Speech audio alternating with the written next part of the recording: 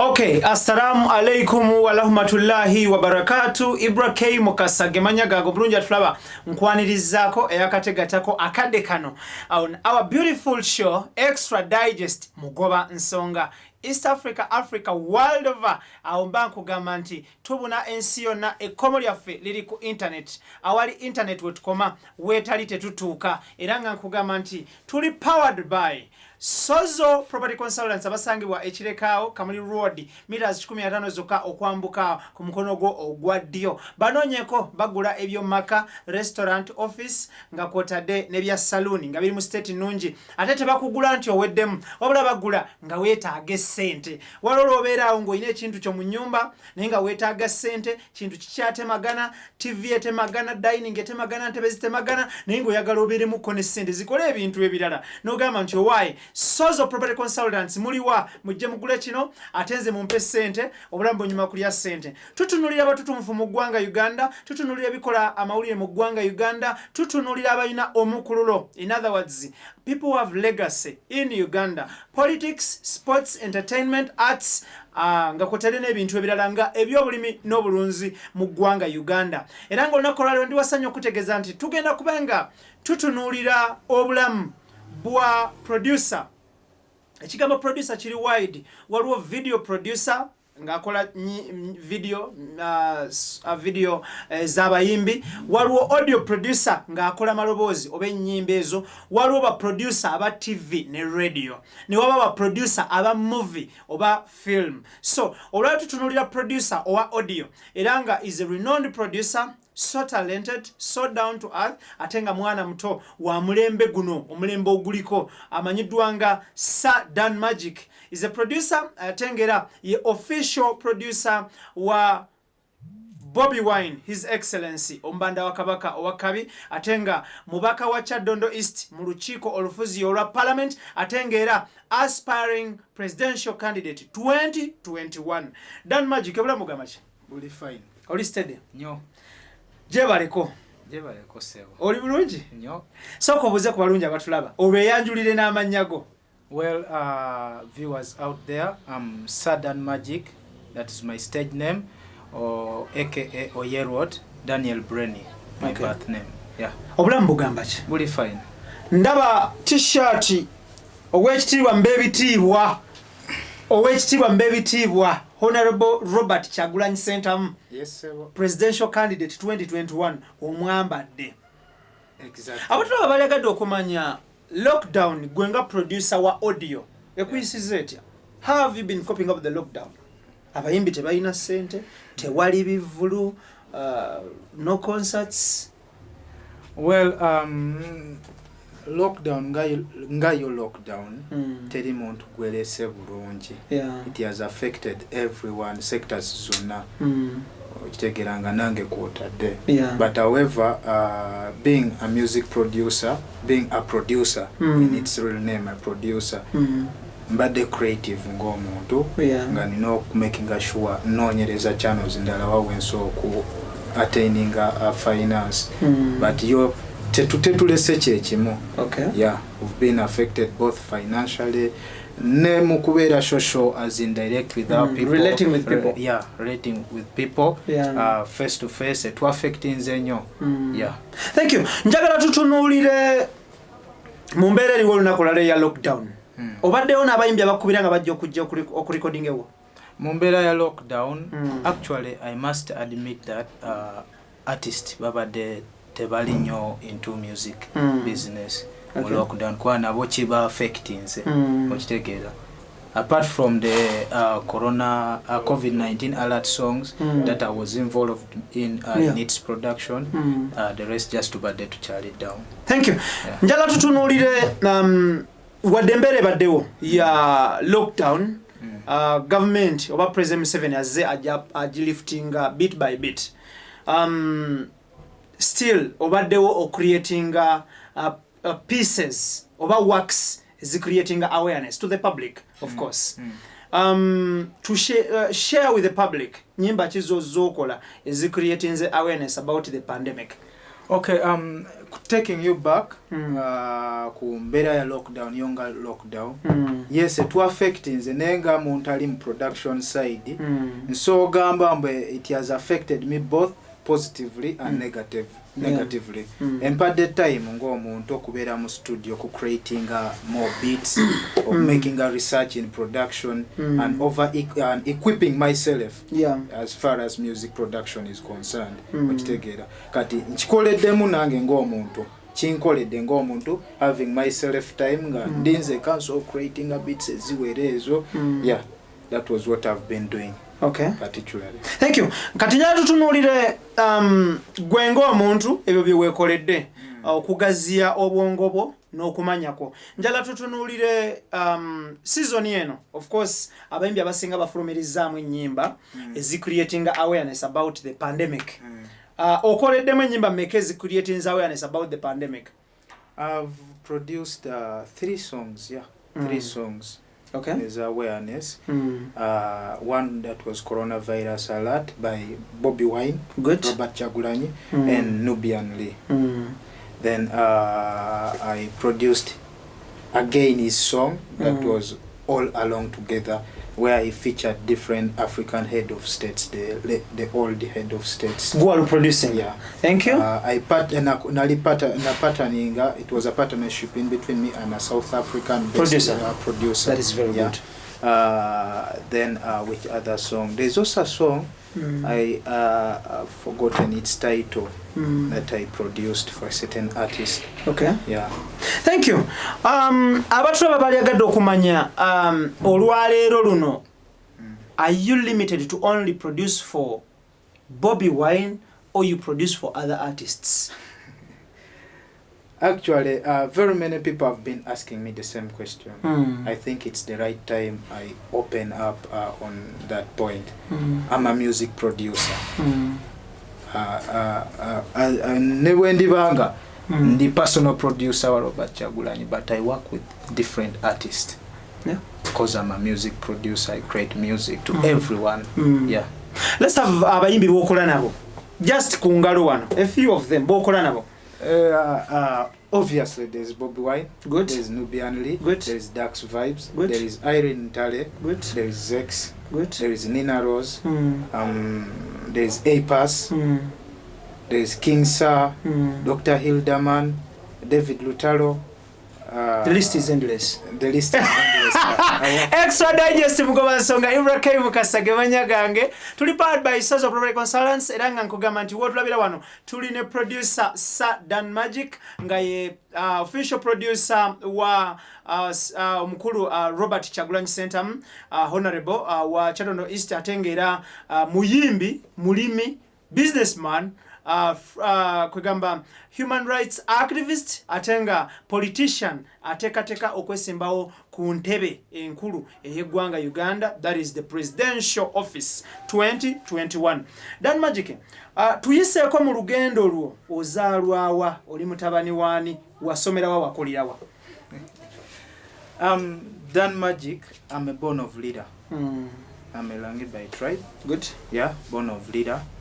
I started my my education sector from Masindi district. That is where I finished both primary section, secondary section. Okay. Yeah, both O level and A level. Okay. Yeah, from Chigumba Intensive Secondary School. Okay. Yeah. Oyingira otya ekibugera gwali mwaka kera wali ozikola ki first time? My first time to enter in Kampala, I was very young. I was very young. I think I was like 8, if not mistaken. I was like 8 with Wajanga visiting my uncles, my aunties, because by then, of course I have some of my relatives around town. But coming practically for production business and whatsoever ngankuze, I think that was when I got done with my HSC, my A level. Okay. Yeah, that was around 2012. What took it over? 2012. I had come at my uncle's place in Bukoto. Yeah. to look further on my further levels of education. Yeah, that was where I stayed first. I stayed for like 2 months. In Chasoma, I was studying the situation, how things could happen on me, how things could go on. Yeah. Then from there, I was transferred by my mom to Jinja to go and have further education. I was supposed to to become a lab technician. Okay. Yeah. I went and registered under Jinja School of Lab Technical Institute. Yeah. That was in 2013 now. 2013. Byo wabisoma kebe bya labu. Nasomako katono. Nasomako katono. No biduka. Saduka. Yeah. Saduka cause I had all the capability. Nalimala konsobola. But my passion was in music. Okay. Yeah. Cause so bolekayo kosi wa laboratory technician wadda kuchi era waddawa. Initially, where I grew up from, I grew up under the hands of missionaries. Missionaries, that is good. So I'm a born-again Christian. Good. Yeah. You know, my foundation has been, that means my foundation has been church. And in church, there are a lot of instruments. So I used to play several instruments in the church. Bass guitar, jazz drums, keyboard, and some traditional instruments. I was very good in that. And starting my production life, I started it from Masindi. Nalim producing beats using floppy disk kunanga and then upgrading and then kokosa fruit loops. So let me say it was luck and a blessing for me to be sent to Jinja. Because when I was sent to Jinja, that was when I met several of my friends. Twakolanga nabo ebintu bya crusades. And these people were too musical from Jinja Miracle Center Church. Then we got in touch with them. When I met these guys, they had a recording studio as well. I think there you can conclude my relationship between Kusoma Lab Tech being a lab technician, Nebia Music. Yeah. Thank you so much. Okay, yes, Dan Magic. Yes, Botuke Jinja ukwatagana n'abantu kubya crusade music church nebigwa mu Koweryo. Bani abali mu active music be wasinkana nawe Jinja. Nga bali mu music right now. Nga bali mu music right now. I can't really remember most of their names, Sagala and Kulimbe, just simply because of the too much work I've been doing musically. Okay. Yeah. But the man I can't forget in my life, he was a Kenyan. He used to work with the Gopa DJs. Era ye yala kulira audio section mu Jim Cole mu Jinja Center. It was by the names of Shadrach. Yeah, that one I can't forget him in my Muna Kenya. Omuuliza. That is good. Njagala tutunulire ovotye Jinja okudde Kampala. Musically? Yeah, musically, I think after being in Jinja, that was still 2013. It's the year I'm talking about. Kuba. Then one time, a friend of mine, I call him a friend brother, he's called Peter Nankubira. By then he was working with Dream Studios. Kamocha. Nankubira. I think I got his contact via Facebook. I had lost his, then I texted him. Okay. Name texting. Yena Nkubira. Ngamba, I think you need to meet me one time. Because I sent him a lot of my work. He was impressed. That is good. Yeah, I was impressed. When I came, I was like, you know, meeting your all-time friend. Yeah, from the village. He's called St. Peter's. By then he was working with Dream Studios. That was where we got connected. I met him. I meet the guy in the night. Surprisingly, Eddie Awe comes in that very night. So he found us creating some stuff together, and we're having that production chat together with this brother of mine, St. Peter's. Okay. Yeah. In that process, Eddie was impressed by the way I was communicating to St. Peter's. Yeah. Okay. The way I was communicating to St. Peter's in instrumentation, he was impressed. Then night at St. Peter's, Namogoza Wizi, St. Peter's introduces me to him. he loves me. Then we started working together, and he taught me a lot of things. Ku Dream Studios. So, abalaba balekadde okumanya. Tusuubire nti studio eyasookera ddala okuba professional e Kampala yali Dream Studios. Exactly. Bw'otandika ku Dream wano, wakola n'abayimbi ki in your early days at Dream Studios? In my early days, I was with the Dream Girls. Good. Yeah. I was with the Dream Girls. I worked with Eddie. Surprisingly, in my early days, I started working with the legendary artist in the industry. Then, should I say, yeah, it was also at my early age. That was when I worked with the late Radio Mose, R.I.P. and Wizo. Baby, baby, baby, let's go home. Oh, that Olimba Luare Goro. Yeah. Ndwagala nnyo limba lwa kabinyo nnyo. Yeah. Go up producing oluyimbo. Yeah, I was part of the production. Thank you. Ibrah Mukasage manya gange omulungi atulaba eyakategatako nkwanirizaako naye nga nkujjukiza nti tuli ku Extra Digest mugoba nsonga era nga nkwebaza atugoberera naye embracing works zaffe. Thank you so much we bali nnyo bali ddala.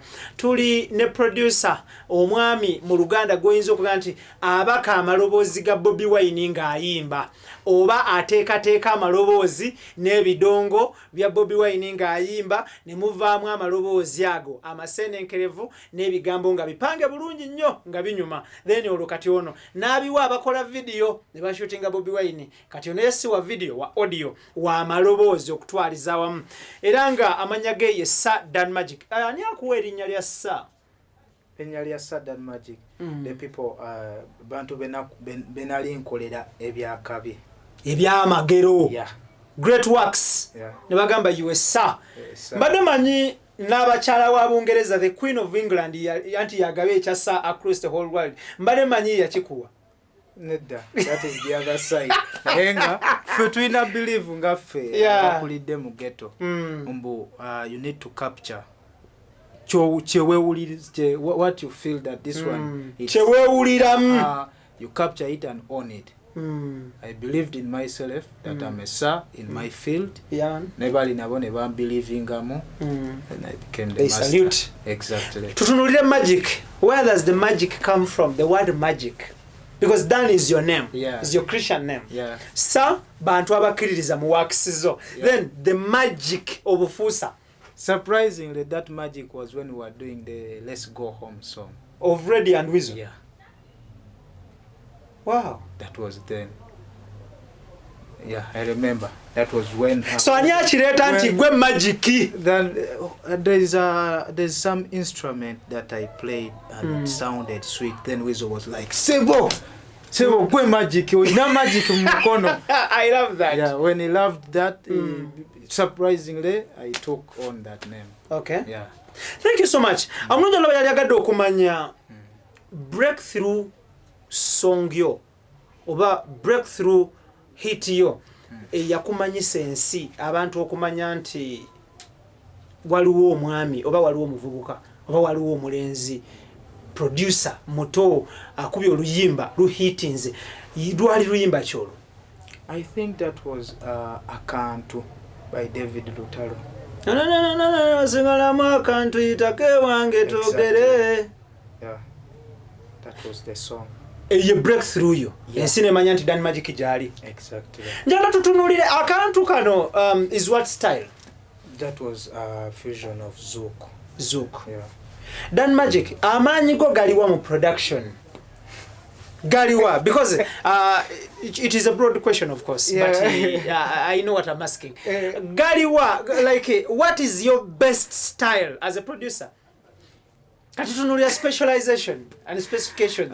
Specialization in our generation nyinza okugamba that it's very difficult to detect. Yeah. Mu kintu kyetukola. Because you bring to me a bit of reggae, a song in that chant, I'll kill you. You bring, you come in flowing in Afro style, I'll kill you. You come in raga, I'll kill you. Good. You come in hip hop, I'll kill you.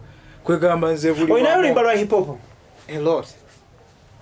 I used to work with, I worked with Clear Cuts. Oh. Yeah. There's a song that that had Lydia Jasmine, JB, JDM, Big Trill. Yeah. Navio wasn't inclusive. I've forgotten the other artist. Thank you. Yeah, it was a project of Nelly's Sting. Yeah, DJ Nelly's Sting. Kakati okoledde lutalo oluyimba. Lutalo more especially ategerekeka mu bandi. Though ina music akatinga across because he's a good artist, he's versatile, so talented. Mu hooking up mutane lutalo mukolera oluyimba lwa kantu.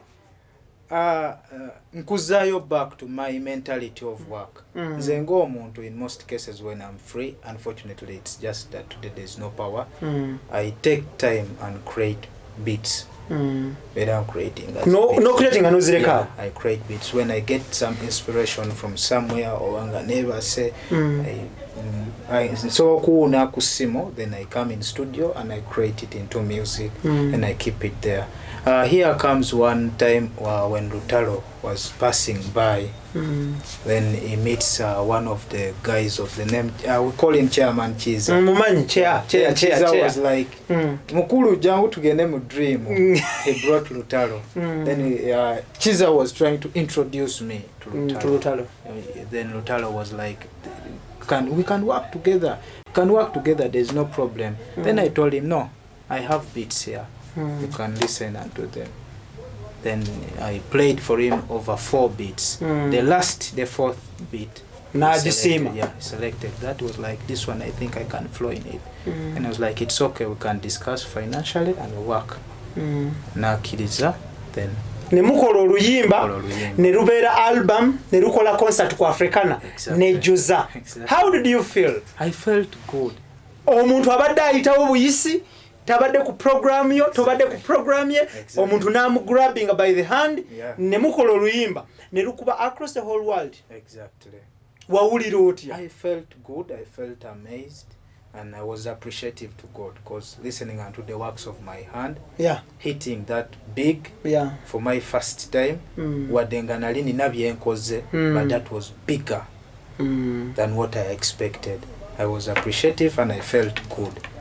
Extradigestshow mugoba nsonga Ibrah mukasage manya gange tuli powered by Sozo Property Consultants basangibwa kireka Kamuli Road meters 15 zokka bagula ebyawaka ebya restaurant saloon office nga biri mu state nungi atenga tebakugula nti owedde mu obula bakugula nga mu mbeera nawe weyagalidde nga nakamwenyu kutama kwotadde ne bakuwa sente z'obulamu ne bunywa banyonye ku Facebook ekigambo kiri Sozo SOZO Property Consultants UG profile picture yabwe kuliko namba za simu bakubire kwe kulina WhatsApp okuba ekifaananyi ky'ekintu kyo kibaweereze obulamu bunyuma kulya ssente ate naddala ng'ozirina nga bw'obalako bw'oti nga tolina na ddusu kala. Tuline sirdanmagic producer okulira mu studio ki?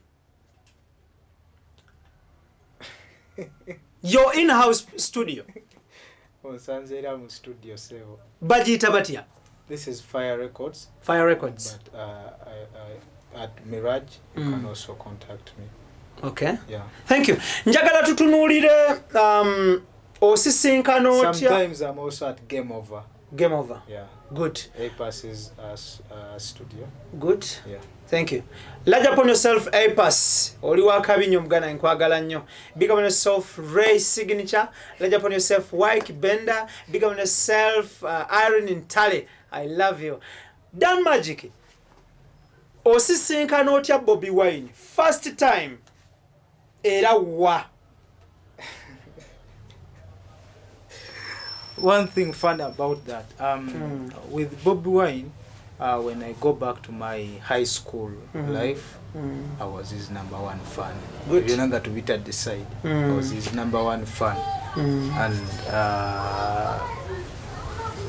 then meeting Bobiwine particularly, it was in a night, I think. Twali tukola ku Eddie Yahweh's album, Mukayembe album.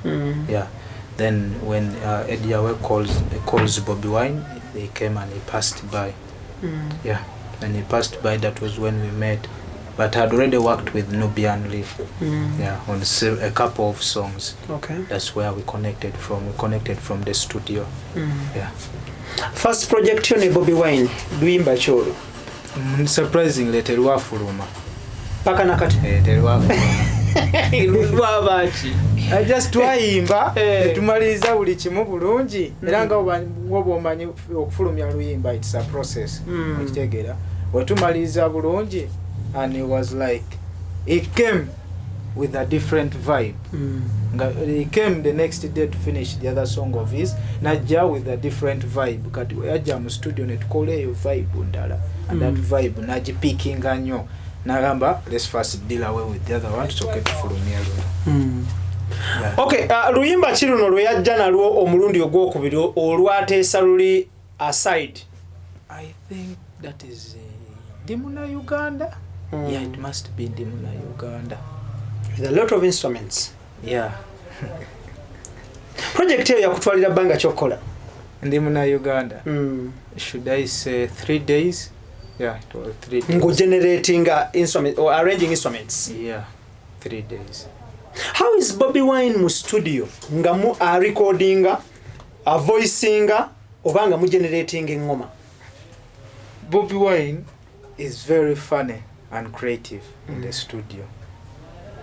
Muso kujja mu studio nakusanga ngo creating the beats. Yeah. Na listening through omukubira beats nga ziwera nga buli beat gyokuba einaje mu driving omulaba vibing nga beat gyokuba einaje mu driving omulaba vibing gwe personally no failing of selecting which beat because ye ali talented buli kyoleka kyagenda nacho in most cases in be stopping and ngambo batukole kintu ekipya kati when I'm in that process of at least giving him that kind of mbandos and mu challenging yakanga I need the second one from the beats zobo mukubide zona juke nawo bato chajukira which one is the second one zo mukubide but what you do you just look in no pressing and you press you say I think this one could work. Okay, that's when it begins rhyming creating into munyimba zokoze ne Honorable Robert Chagulanyi Sentamu aka Bobiwine presidential candidate 2021-2026 luyimba ki olwaso kokutunda mu banna Uganda nti okola ne Bobiwine as a legendary artist in East Africa? I think it's Speciosa. Yeah, it's Speciosa.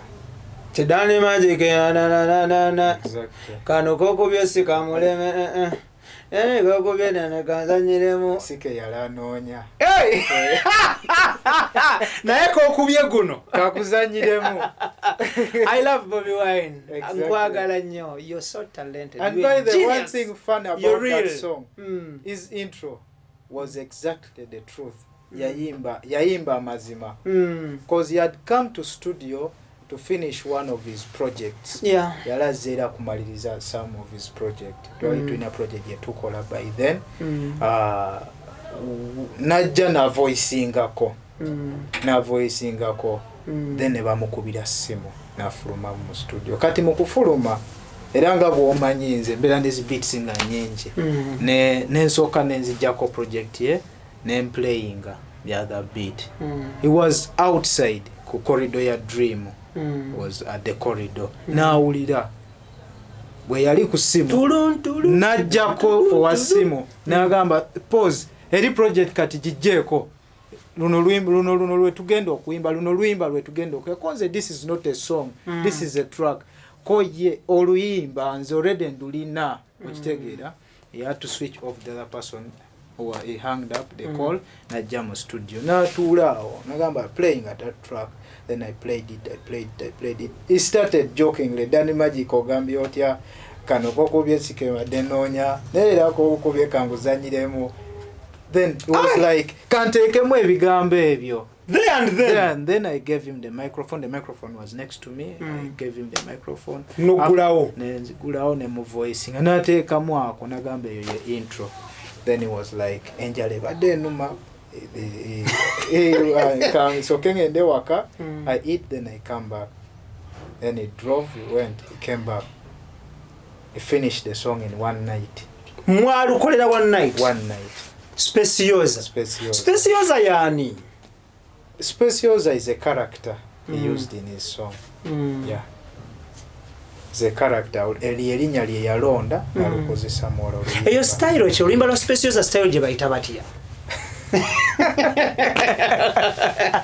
Gye bayita batya because kati ffe tunyumirwa bunyumirwa nguliko bale tudde but at the end of the day n'abantu abatulaba ku TV kuno batubuuza Ibrah kati style bagiyita batya nga tetumanyi nze nagambye mwene generation kasitola atandika obuuza muntu oba producer bintu bya style abagenda kutomeza because that was a fusion of several styles. There is reggae in that, there is salsa in that, you know, the swing, the salsa style. There's a lot of there's a fusion of. Someone will tell you that there is also kadongo come in that style. Together, it's an Africanized fusion. Okay. Yeah. Thank you. Extra Digest Mugoba Nsonga tuline sirdanmagic producer wa Mirage Studio, Game Over, Fire Records, Dream Studios, ne studios endala nyingi nnyo. Naye nga ye official producer wa Bobiwine aka Honorable Robert Kyagulanyi Sentamu, presidential candidate 2021. I know waliwo abatagala kiwulira, waliwo abanyumirwa kiwulira. So of course esenjudde abantu bangi Uganda wetuuse. So at the end of the day nze nkyogera because I need to keep you updated. You need to be posted at the end of the day. Atayagala kiwulira, it's up to you. Ayagala kiwulira, well and good. Tukirire. Atayagala kiwulira agume. Tomanya with the time. Kyekiriwo. Agume. Ajakyagala with the time. They don't fight change. Kyesinga okumanya. Nti bw'olwanyisa enkyukakyuka bwe kukwatako ekukyusa bubi eyinza okkumenya. So wave bw'eba egenda bweti. Just kyuka ogende bwoti. Bw'olaba amazzi ng'ennyanja ejjengo ligenda bweriti ate gwe tolidde eri kulidde eno ofuuka mbuyaga. Sirdanmagic nyatutunuulire wakola oluyimba lwa Speciosa. It is one of the biggest hits. And then gwakola Kyarenga. Yeah. How did you generate Kyarenga? Because Kyarenga is a song olujjudde almost ennimi za Uganda, almost a good percentage. Mulimu Oluganda, mulimu Olunyankole, mulimu Olukyoli, mulimu Oludama, mulimu. How did you generate Kyarenga? Well, Kyarenga was an idea. Yali idea Bobi gye yaleeta nga ye. Okitegeera. Yangamba he wants to ayagala kwemba oluyimba nga lulimu ennimi zonna. Ne mugamba, do you want it to be like ndi muna Uganda, cause ndi muna Uganda in mixed languages. Yeah. Nagamba yeah, but I want it bigger than ndi muna Uganda. Okitegeera. Ne mugamba it's okay, there's no problem. Let me try to look for how I can create a beat on your concept. Okitegeera. And then creating a beat.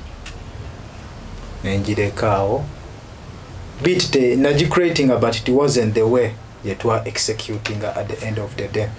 Now we twali mu discussion nga tu discussing nafune just discussion nga umanyi tubeera tukubalwali ebikyanga so ever nafune ekyo kigambo Kyarenga kitegeeza ki? Kyarenga kisuse it's too much. Ekyana kiri too much. Ekigambo twali mu discussion nga bangi natugamba naye okimanyi ekyo kigambo nso kikozesa mu eri idea. Okitegeera immediately navugirawo motoka twatulamu ne tujja mu studio. When we came in studio, opened up a project ne tutandika. Natandika nga ayiiya mpola mpola. Ajawa ebigambo bino ennimi zino endala because ize Muganda. Ennimi ezo ebigambo ebyo ebisinga byali mu Luganda. Oh, ne mu flipping nga bo flippings kati okubeera mu Luganda na Bobi asooka n'akola n'awumulamu nagamba let me go rest. Nagenda he goes with a piece of his work. N'awuliriza the whole night. I think through that process abali mu kuyiya nga creating ali mu rectifying yeah, let me use that word. Abera ali mu rectifying mistakes zakoze. Together then the next morning he comes back. It was like I want this word in Luo, I want this in Lusoga, I want this in Lugwara, I want this in, I mean all the languages ezali molo luyimba. What is your best moment nga mu generating a chalenga mega hit? Nga tu generating nga mulukola. What is your best moment? Yeah. Era my best moment nga tubikyusa nga tukyusa olulimi. Nga tukyusa olulimi. Mulimu olwewa mmwe lira. Yeah. Bigambo kyebyo.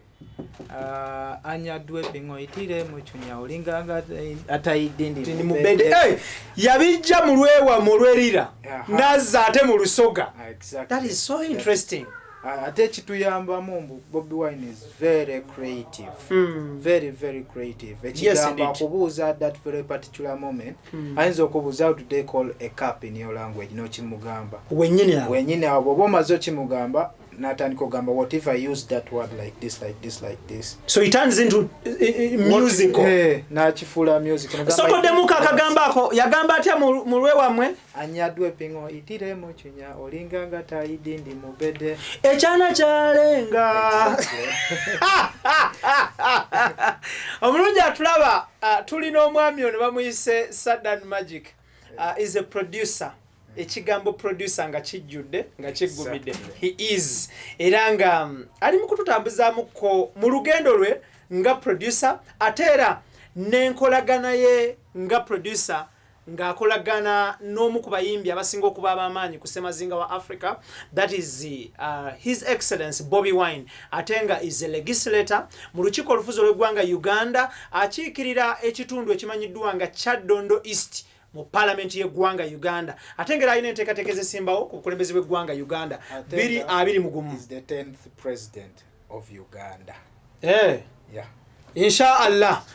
Thank you. Kakati njala tutunulire kyalenga ono bw'omala omuproducinga lutandika okukuba bw'oba otambula ovuga mmotoka yo n'oteekako radio ne lukuba, how do you feel?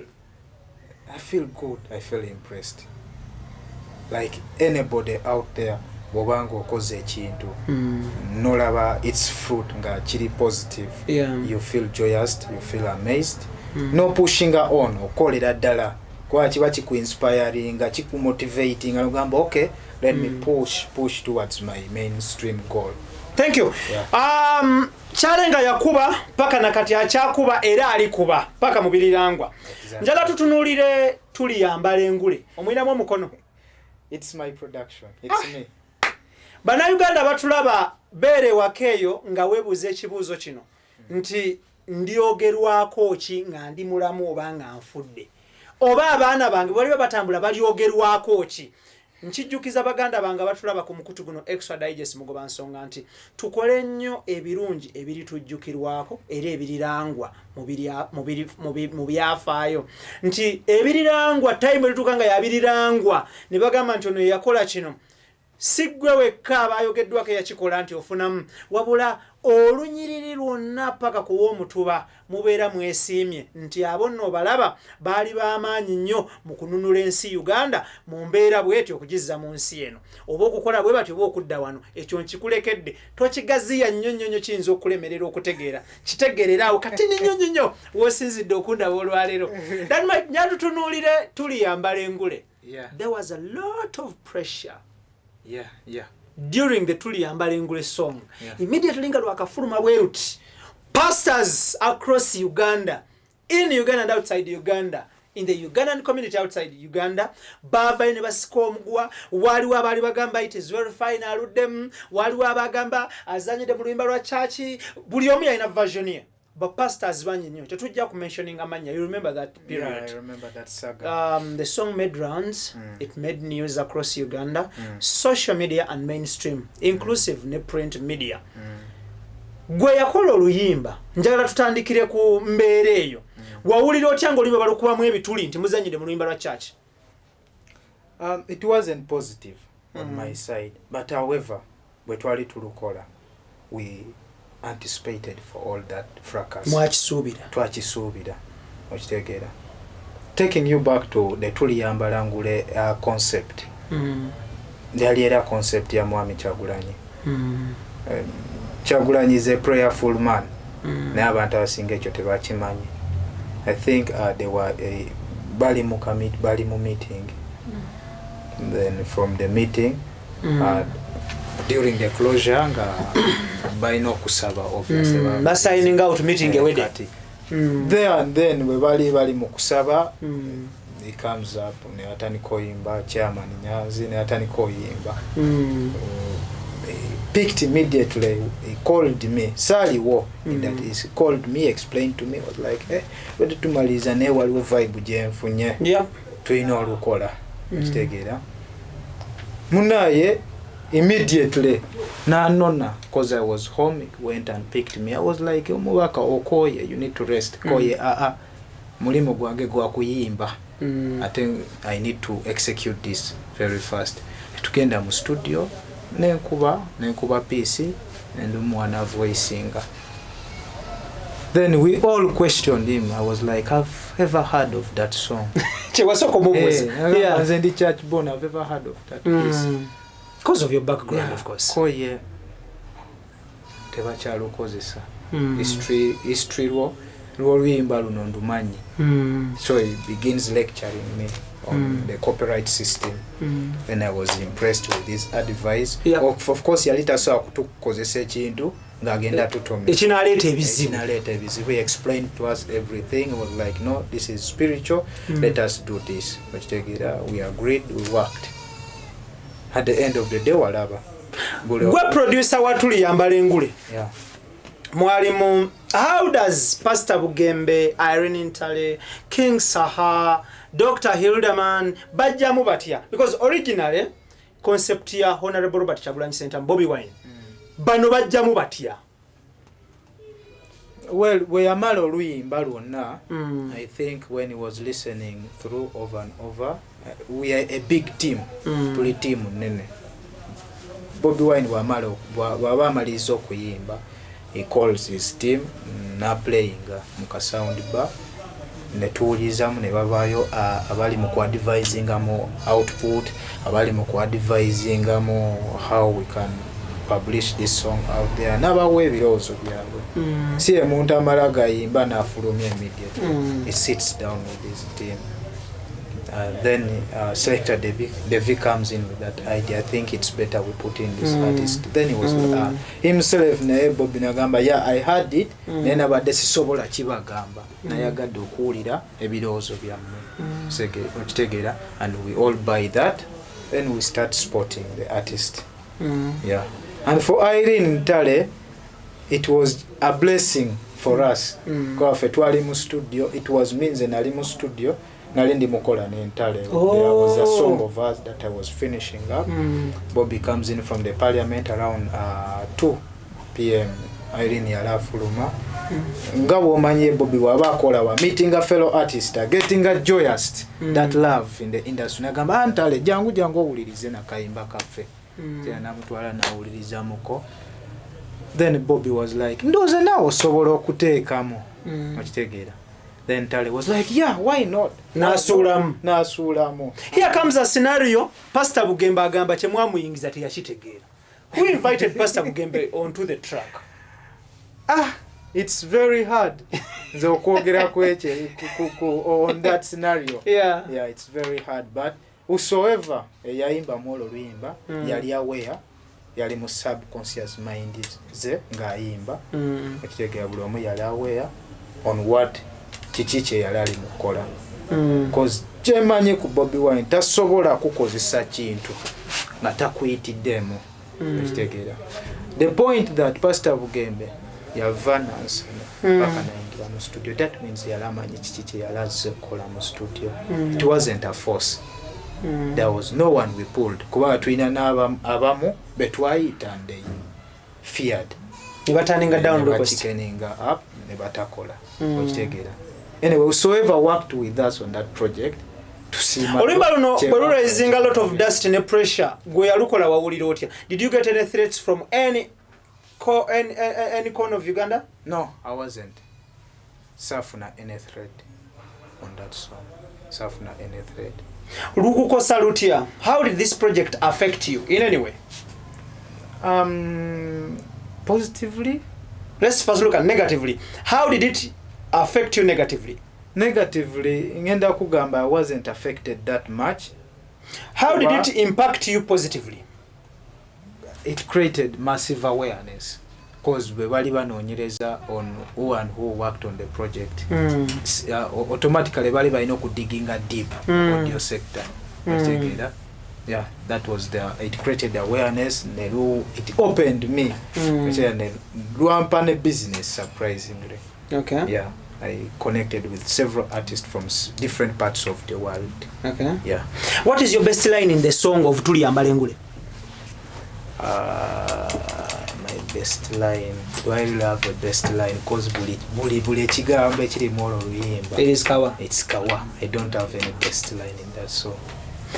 Ibrah Mukasage manya gange atenga tuline sirdanmagic na official producer wa Honorable Robert Chagulanyi Center, a performing artist, a songwriter, a producer, atenga a human rights activist, atenga politician, a father, businessman, and a farmer at the same time, a global leader, global speaker, nebirala bingi nnyo tandikirawo nawe yongererako eyo gy'otulabira. President of Uganda. Thank you. Nawe yongereddeko eyo gy'oli. So, tulina sirdanmagic tutunulira obulamu bwe tunula n'engeri gy'azzenga akola ne Bobiwine. Bobiwine y'omu ku bayimbi mu ggwanga Uganda, East Africa, abasobodde okutransforminga obulamu bwa society ze bakuliddemu mwe bawangaalira positively through music.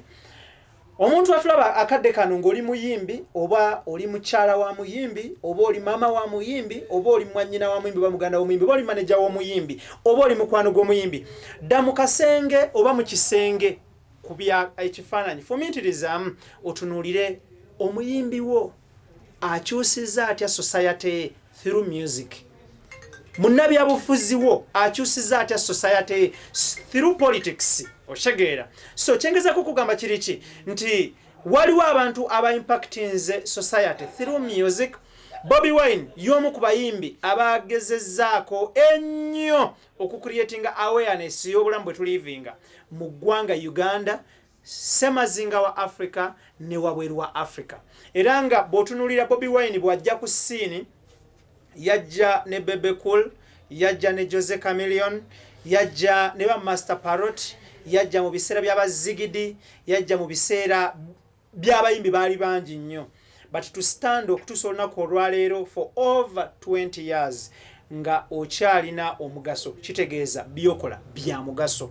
So ali eyo ku byamu akafaananyi mulimu gw'okola owangadde ebbanga ki, okyusizza obulamu bw'abantu bameka mu society yo, ku kyalo, mu kika kyo, ne mu district oba mu nsi mw'owangaalira. Sirdanmagic. Yes, friend. Oluyimba lwa tuliyambala engule olunaku olwaleero ye slogan ya kisinde ky'amaanyi g'abantu. People power. Buli lwe bamala enkuŋŋaana, buli lwe batandika enkuŋŋaana, batandika bagamba olutalo nga luwedde tuliyambala engule. Adema nyogenda luyimba olumalirizeeyo. Obudde buyinza obutatuganya ne copyright obwannannyini. So naye mumaliriza meetings ekisinde ky'amaanyi g'abantu kinfundikira n'oluyimba olwo. Njala tutunuulira waliwo mu luzungu ekigambo kye bayita copyright oba obwannannyini. Ani alina obwannannyini bw'oluyimba lwa tuliyambala engule between you the producer and the artist? Between me, the producer, and the artist. Yeah, Bobiwine. We are a team. Tukolanga team. In most cases, we want to zemo into your copyright as far as my works and Bobiwine's work are concerned. Team ye chikwasaganya. Kati mbera saganya okuyingira deep into that sector. Thank you. So lwaki mbuuza kibuuzo ekyo nti oluyimba luno belonging to a performing artist. Exactly. That is Bobiwine. Exactly. Olwaleero lukozesebwa a pressure group of people power. Exactly. Did the people power pay for the song? Because these are totally different. Obero inokusooka noyimirira bwomu notunuliramu nogamba who is the sole proprietor of people power. Okitegeera kaso kimiriramu makati n'okitegeera mbu it's Bobiwine. Because olwaleero tosobola kwogera ku kigambo people power not mentioning Bobiwine, Bobi Kyagulanyi. I know. Okitegeera. So we are together. Thank you. Yeah. Tutunulira point ya amulunja laba tuyitamu chap ezimu ku nyimba zakoze making the rounds mu Africa n'ensi yonna. Waliwo nezikomye ku local level mu Uganda, waliwo nezikomye ku continental, waliwo nezikubye across the whole world. So tutunulira mu chap. Nja tutunulire oluyimba oba piece ya creating awareness ya coronavirus. Yeah. That is coronavirus alert. Yeah. It is 1 minute and 45 seconds. Yeah. It is one of the shortest songs Bobiwine alive mu bulamu bwe to date. Ne mu byafaayo bya music wa Uganda. Zezimu ku nyimbe nyimpi ennyo. Mu byafaayo bya music wa Uganda. Bw'otunulira bakafeero dakika 17 hamani basudde. Nojja nokkirira omulembe gwaffe zibere dakika 4 oba 5. That is an all-star oba 5. So Bobiwine nalusala to 1 and 45 seconds. Yeah. It is a record. Yeah. Njagala tutunuulire ani yaleta idea ya project yeno okuba nti lubeere lumpi nnyo bwe rutyo. Because abantu balina abantu ebisere we lwafuluma abantu baali balowooza nti na coming soon. Yeah, we were disturbed. Bansumbuanga nnyo. Whenever I could share it with people would ask me, Lukoma wano oba tulinze parts ndala. Lugwadi. Most people thought it was yet a demo. There are certain parts ezisigaddeko. Ngobagamba nedda lwe luyimba. Yeah. Going back to your point of ani yaleta idea oluyimba lubeere lumpi nnyo bwe rutyo. Twali mu studio nga tuli basatu era. Nubian and Bobiwine. And Bobiwine. We twakola Bobi n'ayimba verse ye, Nubian n'ateekako. Ne tukomaawo. Twakomaawo jokingly Nubian n'agamba luwedde.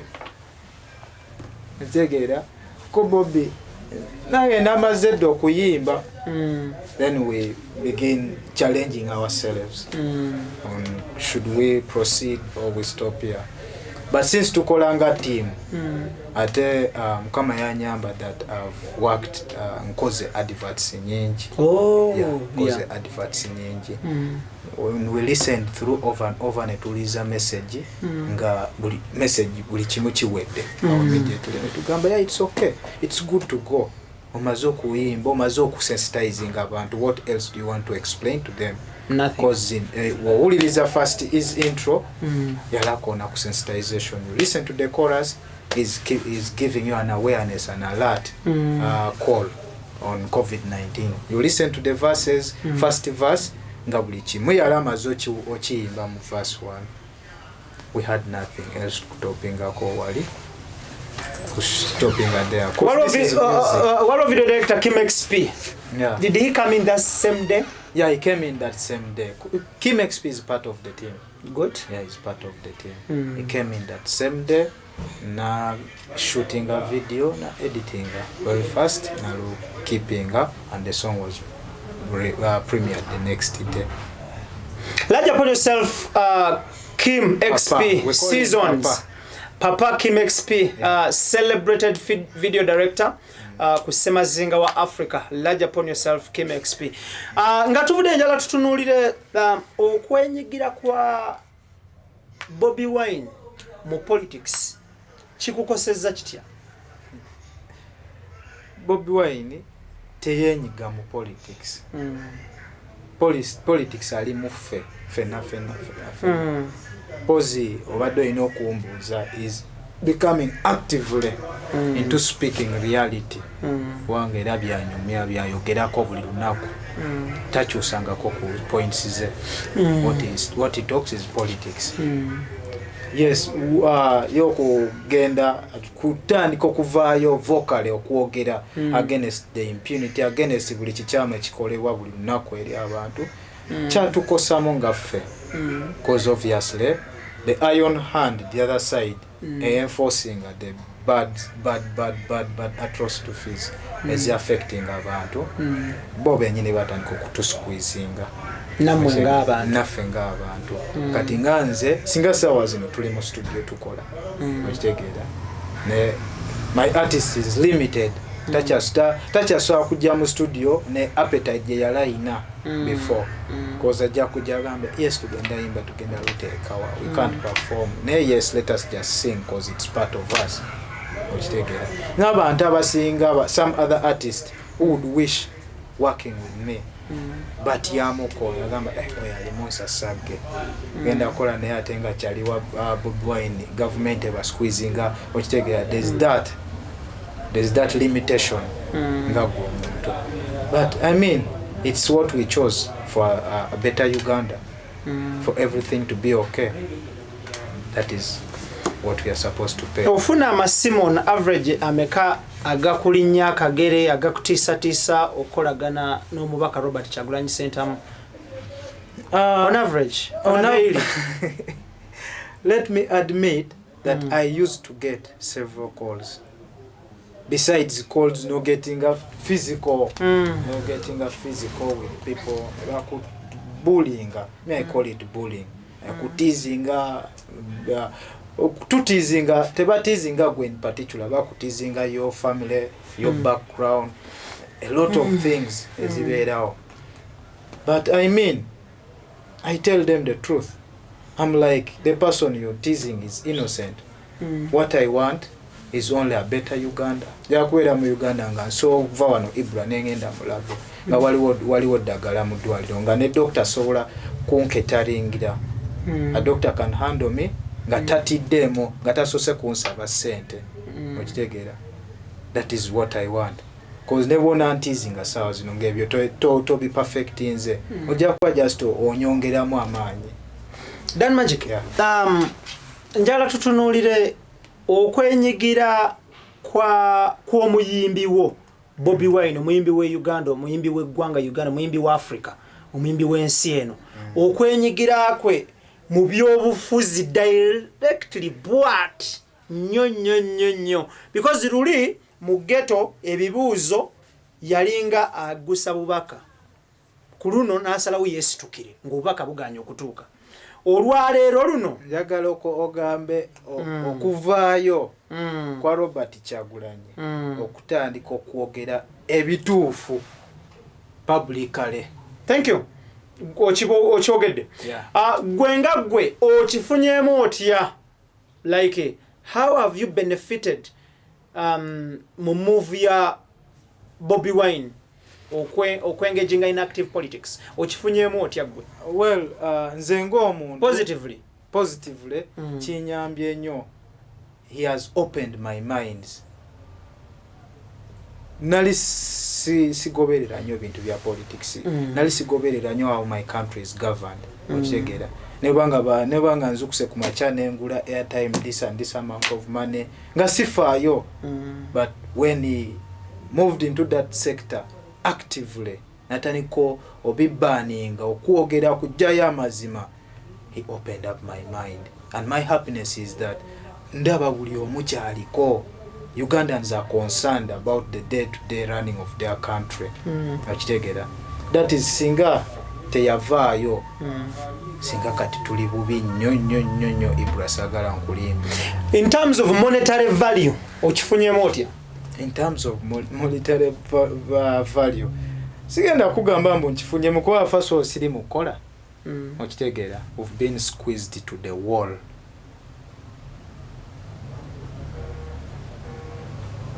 Tetuyingiza apart from ofunyeyo ka chance nofunayo client nomutwala mu studio nokolayo.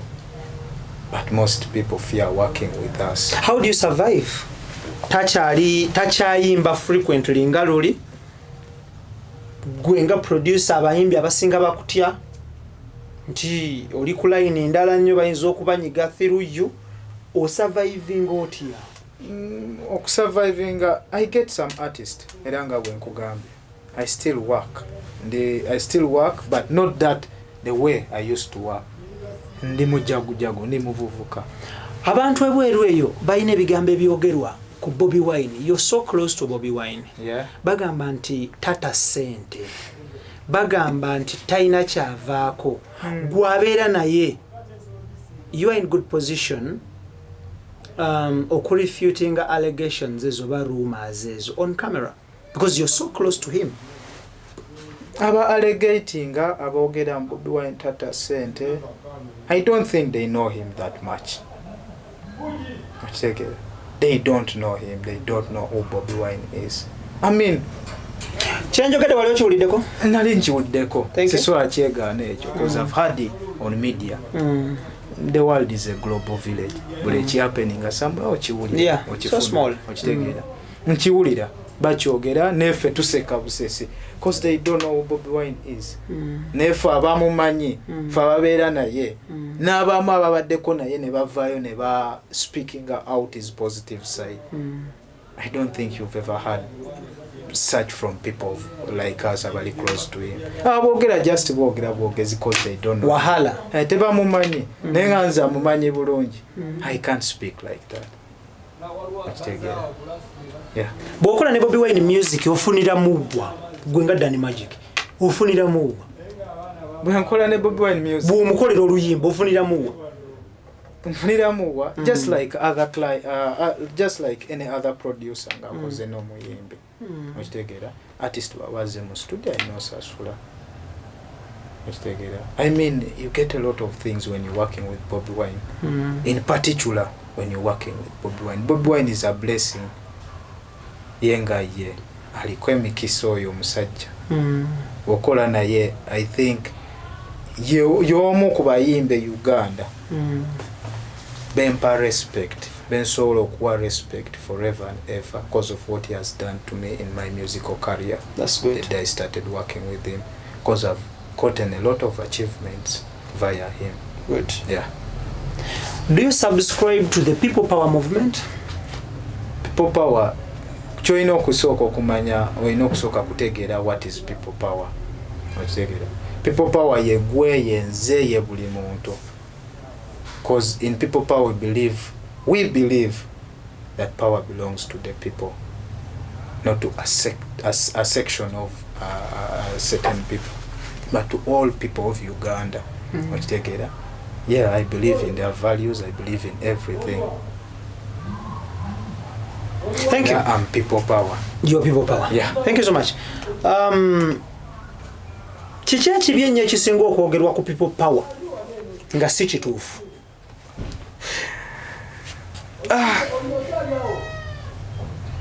Nkiddemu ekibuuzo? Olaba, in most cases when I wake up very early in the morning wemba maze okusaba, that is we banfunye chance. Oluusi sisaba. Let me be sincere. Oluusi nsaba, oluusi sisaba. We bamaze okusaba kyensookako, I pray for positivities in most cases. Kati ebyo ebibi bye batera okwogera oba mbiwulidde oba sibiwulidde sibiwa nnyo attention. Better focused towards my main dream that particular morning. Kirungi ki ekyogerwa ku people power? People power, ekyakabi people power kyeyina kyempulira buli wamu, it's a unifying factor. It's major issues of unifying Ugandans, unifying all political parties, creating awareness in the people. That is what people power has done majorly. Ate ebyo bye birungi byekoze by creating awareness, sensitizing abantu.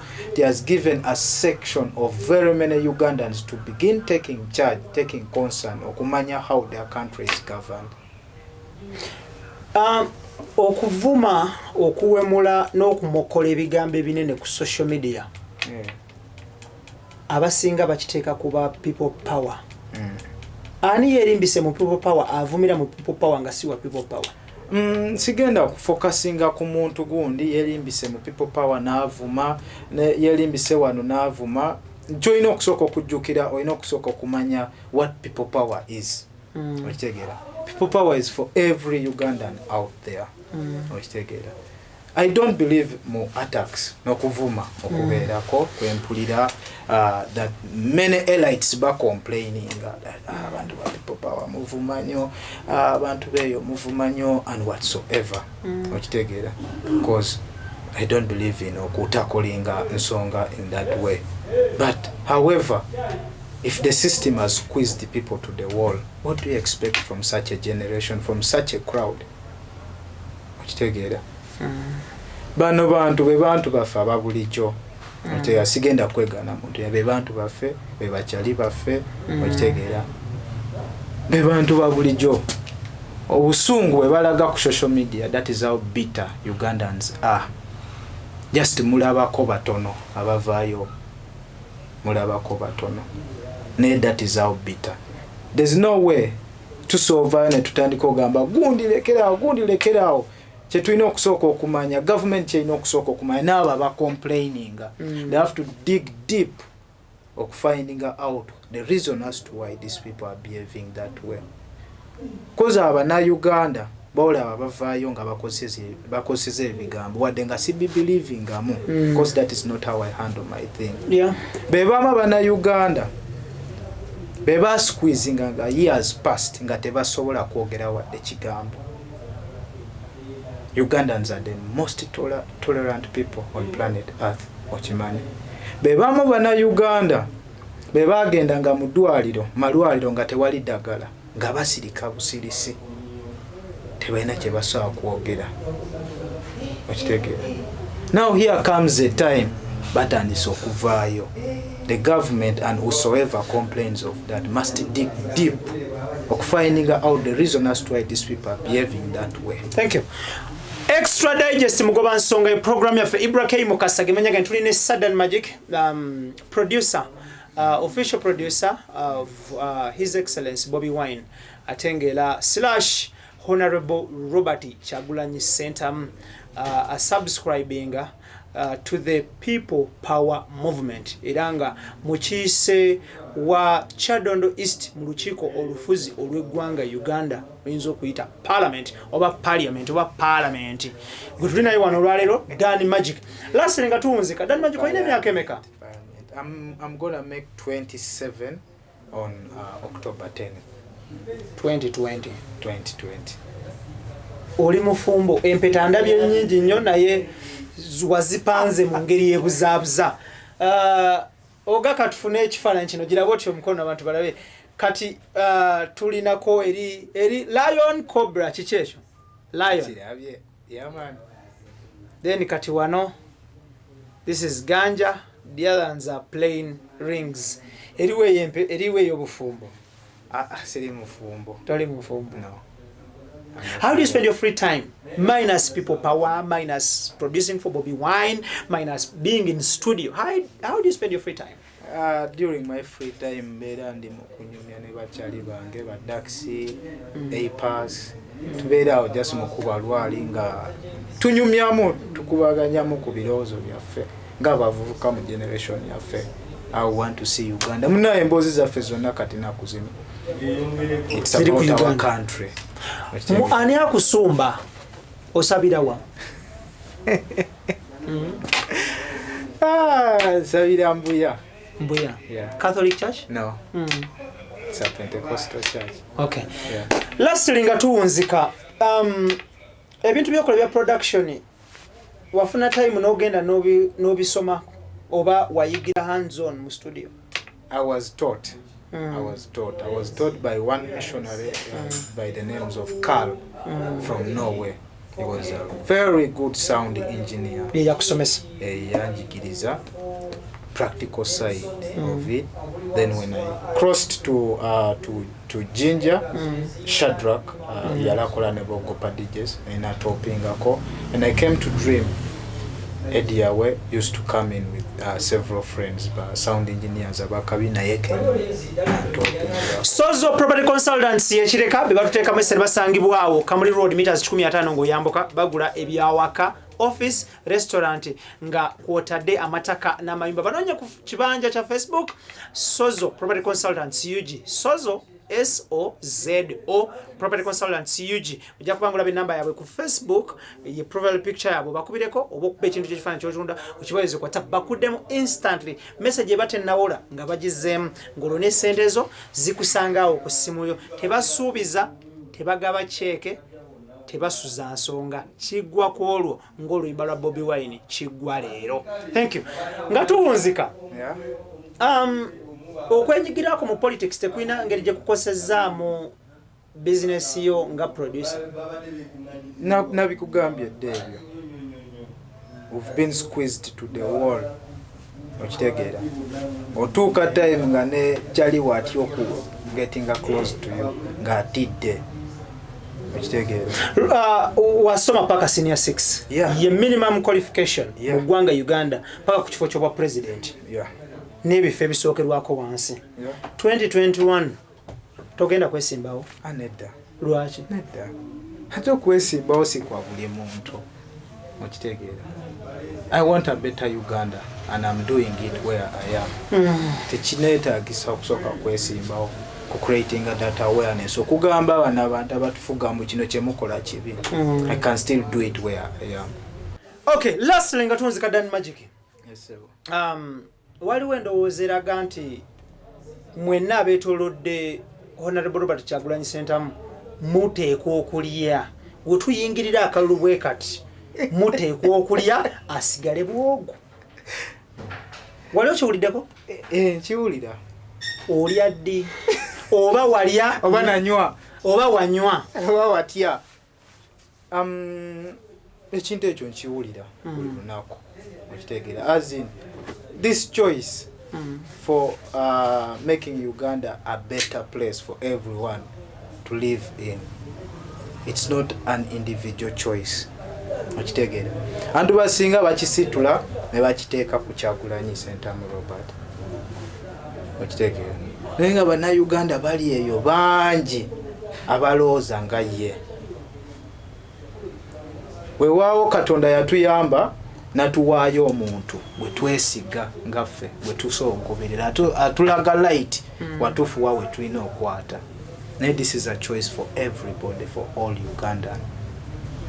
As in wenzuka ku makya nange ne bantemera kwegamba ebibye ebiri mu Uganda LDU ngeri jettamu abantu bagenda kulekeraawo. Tebajalekerawo. Okitegeera. The truth is that I must stick on the right side of the generation. Bagamba mwe abawagira Bobiwine n'abali close to Bobiwine emisana mu muwagira ekiro ne mubeera mu birala nnyo. Nga kisebo. Ekiro muba mwogera birala, emisana mu kamera mwogera birala. Simuwagira misana mu nzikiza nedda. Sikiwulirangako ekyo. Sijja kulimba, sikiwulirangako ekyo. I don't know whether it's there, it's happening, but I've never heard of that. Sikiwulirangako ekyo. Okay. Yeah. Thank you so much Ibrah K Mukasage manya gange tetugenda kubanga tusuka wano. Njala kwebaza team gye tutambudde nayo Idris Lukwago, Daniel Mugoya, Chiza Clement nga ko talento ne Senabulia.